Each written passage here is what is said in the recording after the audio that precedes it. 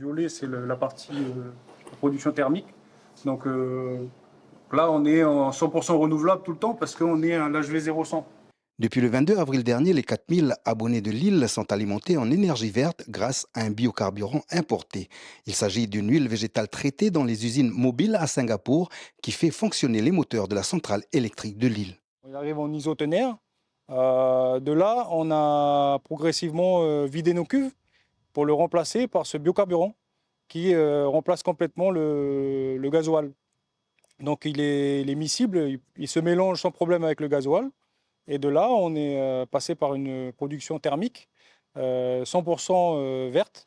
Jusqu'à aujourd'hui, à Lifou, grâce à leur système solaire et éolien, EEC est capable de fonctionner avec de l'énergie verte de 7h30 du matin jusqu'à 23h, heure à laquelle les machines reprennent la main.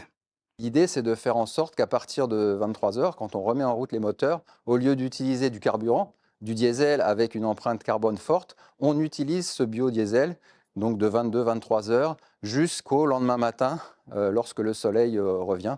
Et donc pouvoir avoir pendant 24 heures, donc de minuit jusqu'à 24 heures, de l'énergie verte sur Lifou.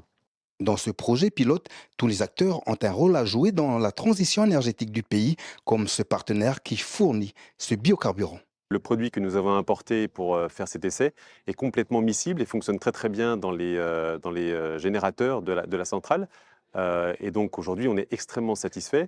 On doit faire partie aujourd'hui de la transition énergétique et le HVO100 est effectivement un carburant qui pourrait répondre en partie à cette nécessité d'engager la transition énergétique en Nouvelle-Calédonie. Des travaux de construction d'une nouvelle centrale voltaïque en cours vont permettre d'atteindre 80 à 90% d'énergie renouvelable sur l'île, une bonne nouvelle pour les institutions et pour les consommateurs.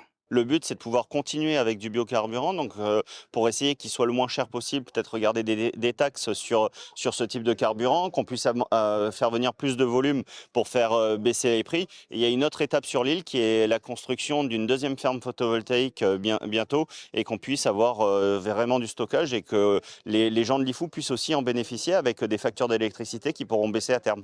Cette nouvelle étape s'inscrit dans la démarche globale du gouvernement de la Nouvelle-Calédonie dans son schéma de transition énergétique visant à disposer d'une énergie 100% verte d'ici 2030.